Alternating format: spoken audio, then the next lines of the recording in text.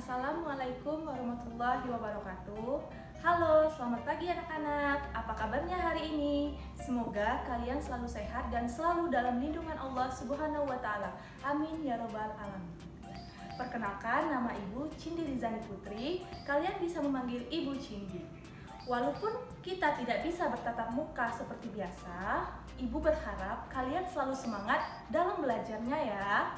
Jangan lupa untuk jaga kesehatan kalian, selalu mencuci tangan, memakai masker, ikuti protokol kesehatan untuk terhindar dari virus corona. Hari ini kita akan belajar tematik kelas 4, tema 2, selalu berhemat energi, subtema 3, energi alternatif, pembelajaran 6. Wah, ternyata kentang juga dapat menghasilkan energi listrik. Mau tahu caranya? Kamu telah melakukan percobaan untuk menghasilkan energi alternatif dari beragam buah-buahan. Apakah kamu masih ingat langkah-langkah melakukan percobaan tersebut? Saat ini kita akan belajar untuk membuktikan bahwa kentang juga bisa menghasilkan energi listrik. Bahan yang dibutuhkan: 1. Beberapa buah kentang, masing-masing dipotong menjadi 2 bagian sama besar. 2. Kabel atau kawat sebagai penghantar arus listrik. Kamu dapat menggunakan kabel atau kawat dari percobaan yang sebelumnya. 3. 1 buah bola lampu senter. 4. Penjepit buaya. 5. Seng dan logam atau koin kuning dan putih sebagai kutub positif dan negatif. Nah, cara pembuatannya: 1. Tancapkan seng dan logam pada kentang yang sudah dipotong. 2. Hubungkan seng dan logam menggunakan rangkaian kabel atau kawat yang telah dipasang pada penjepit buaya dan hubungkan pada bola lampu. Otomatis nanti bola lampunya akan menyala karena kentang ini menghasilkan energi listrik. Kita mempunyai kewajiban untuk menghemat energi yang jumlahnya sangat terbatas, karena energi tersebut suatu saat akan habis. Selain menghemat, kita juga mempunyai kewajiban untuk terus-menerus mencari cara untuk menciptakan energi alternatif agar kebutuhan akan energi tetap dapat terpenuhi. Mengapa kita perlu mengembangkan energi alternatif? Kita semua perlu menggunakan energi alternatif yang ada di bumi untuk menghemat pasokan energi utama yang pasokannya mulai menipis. Minyak bumi adalah sumber energi utama yang ada di bumi ini, yang pasokannya mulai menipis, karena makhluk hidup di bumi sering menggunakan minyak bumi sebagai sumber energi utama. Apa manfaat energi alternatif bagi kehidupan? Manfaat energi alternatif: 1. Matahari. Energi matahari dapat digunakan sebagai pembangkit listrik tenaga surya, sumber energi pada panel surya, mobil tenaga surya. 2. Ombak. Dapat digunakan sebagai pembangkit listrik tenaga ombak.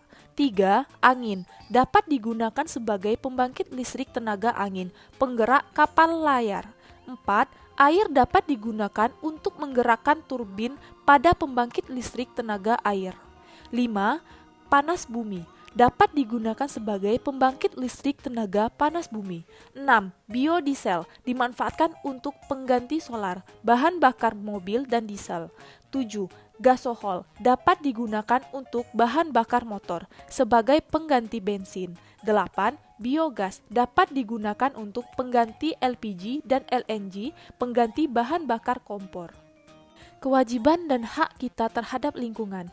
Kewajiban kita terhadap lingkungan adalah menjaga kelestariannya. Salah satu caranya adalah memanfaatkan energi alternatif yang ramah lingkungan. Misalnya, menggunakan kendaraan berbahan bakar listrik atau gas, seperti mobil listrik dan mobil tenaga surya. Energi alternatif adalah energi yang ramah lingkungan dan tidak pernah habis. Misalnya, energi yang berasal dari air, angin, panas matahari, dan sumber daya alam lain yang dapat diperbaharui. Kita juga berkewajiban membangun dalam gedung dengan memperhatikan aspek ramah lingkungan. Misalnya, membangun gedung yang menggunakan cahaya matahari sebagai penerangan di siang hari. Setelah memenuhi kewajiban, kita dapat memperoleh hak kita, misalnya memperoleh lingkungan yang segar untuk kesehatan dan kenyamanan. Selain itu, kita juga mempunyai hak untuk memperoleh air sehat dan bersih yang disediakan oleh alam, untuk minum, mandi, pengairan, dan pembangkit tenaga listrik. Selain itu, kita juga mempunyai hak untuk memperoleh sumber daya alam untuk memenuhi kebutuhan, misalnya dari tumbuhan dan hewan yang merupakan sumber energi atau tenaga. Sebelum memperoleh hak kita terhadap lingkungan, mari kita laksanakan kewajiban terlebih dahulu. Apa saja kewajiban kita terhadap lingkungan? Kewajiban kita terhadap lingkungan adalah menjaga kelestariannya dengan cara memanfaatkan energi alternatif yang ramah lingkungan. Tulislah 3 contoh sikap ramah lingkungan. Jelaskan. 1. Menggunakan kendaraan berbahan bakar listrik atau gas, seperti mobil listrik dan mobil tenaga surya. Dengan menggunakan kendaraan berbahan gas atau listrik, berarti menghemat bahan bakar minyak. 2. Membangun gedung yang menggunakan cahaya matahari sebagai penerangan di siang hari. Dengan membangun gedung yang menggunakan sinar matahari sebagai sumber penerangan berarti menghemat energi listrik. 3. Menggunakan biogas untuk memasak. Karena dengan menggunakan biogas kita akan menghemat bahan bakar minyak. Mengapa penggunaan energi alternatif merupakan salah satu bagian dari tanggung jawab kita? Jelaskan.